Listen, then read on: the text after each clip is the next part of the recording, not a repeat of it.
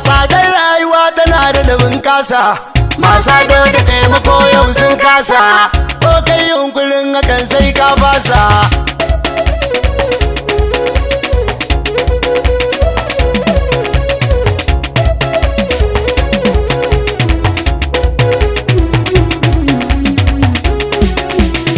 Ya Allah wa anta hayyul qayyum, kai mana maganin abin da ya dame mu, kai mana garkuwa dukkan motsin mu, ka tsiraitar da masu son su ga karshen mu, dan sirrin da ke cikin alƙur'ani. Mu mun gigita rabbana mun dimauta, kuma mun zauce rabbana mun susuta, matsalar rayuwar mu yau mun kararta, mun ga saboda kai kadai ne ka santa, kai mana maganin da dan Sheikh Tijani. Ya Allah kariyar da kai wa Qur'ani, kai mana dan isa ta saidal kaunaini, dauke damuwar gidan ta dame ni, dan wasu laida rufan alqur'ani, komai na bidawa karga ka bani. An tayar da hankalinmu da yayanmu, kuma an sanya firgici ga iyayenmu, har bacci yana shirin ya fi ƙarfinmu, to dan duban da kai wata ka dube mu, ya annadu an rabbul dayani.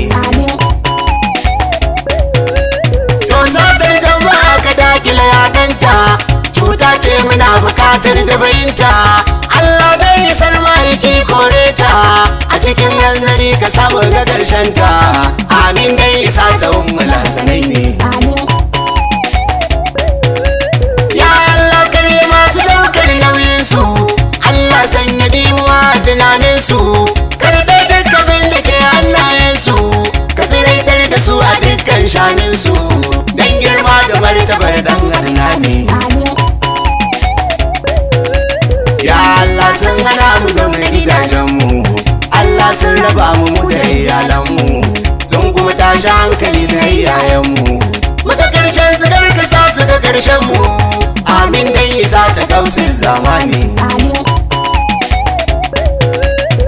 Mata na gudu su bar yayayensu, yaya na gudu su manta iyayensu, yayye na fita su bar kannayensu, mata na gudu da kayan sakansu, abuwar ya ilahi hantar ramani. Ai sai suka ce mutum su kwashe kayansa, bayan nan su korafin dabbobinsa, a gaban da yayan ga mahaifinsa, matsugunan mu rabbana da sun rusa, ka ji tausan mu da yin sarshe Tijani. To matsalar rayuwa tana da dagawurta, Allah don yi sarkadija da yayanta, dan sirrin da ke cikin jikokinta, domin hatimin nabi na annabta, kai mana maganin siya yanani. Dokokan zuciyar mu ya sauko fuska, share ruwan idan mu dan sifofinka, dan zatin ka dan kadaitar sunanka, Allah dai sa da girman manzanka, dauke damuwar mu dan alqur'ani. Dan sunan da shugaba ya kiraye ka, dan girman mala'iku makusantanka, dan ranar da shugaba na ya ganka, domin sallamar sa dan amsawarka, kai mana kariyar da kai wa Qur'ani. Ya Allah dan Abubakar As-Siddiqu, Allah dan Isa ta Umar Faruku, dan saiwa ta Usman kan haku, Allah dan Ali Mahil Fusaku, ka ji tausan mu rabbana ya ramani. Sai Boko Haram ka dakila karfinta, ka tsiraitar da masu goyon bayanta, ya Allah ka sa kasar mu ta daidaita, sa'ar kai tsaron kasar mu ta inganta, dan sirrin da ke cikin Ar-Rahmani.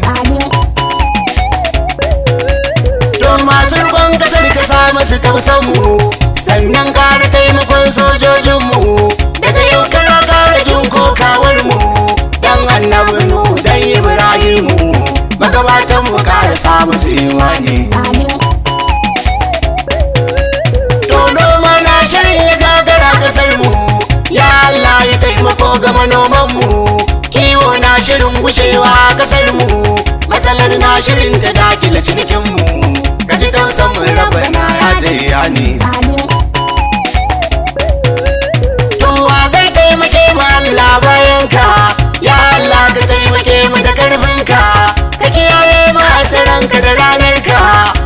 wuta kashe ta Allah da ruwanka dan girman Ali dan zinnurai ne.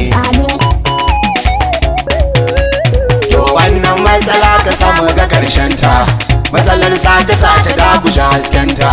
Allah ka yake nufata da bukata, dukkan damuwar kasar muka kore ta dan adadin digon cikin alwara ne. Domin kuka ubangiji da idanunmu, tsoro ya fitar da mu a wahalanmu, gigita ta samu manta kamanninmu, in laifinmu ne ja mana yafe mu dan katamil wilaya shekhi tijani. Wanda ya damu rayuwar muka dame shi, wanda ya kore nutsuwar muka kore shi, wanda ya zama silar abin ga ka damke shi, ko ya zama silar waye karya shi, kai mana maganin siya almannani.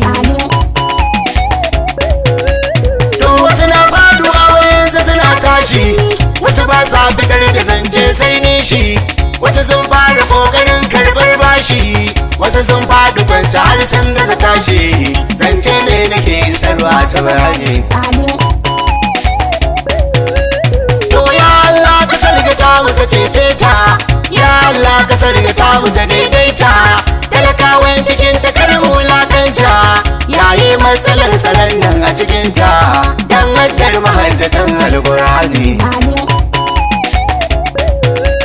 To jama'a mi ta addu'a kar mi fashi, ni ta tawassuli da asiyan al'arshi, annabi shugabanmu mai kyawun gashi, mu rike zan sa zama koko tashi, hakan sai mu samu sauki ruwa ne. Ya tsadar rayuwa tana da gabin kasa, masu ado da taimako yau sun kasa, ko kai yunkurin hakan sai ka basa, sai ka ga yana faɗa da mahaifinsa, tarin damuwa ta sama da sabani.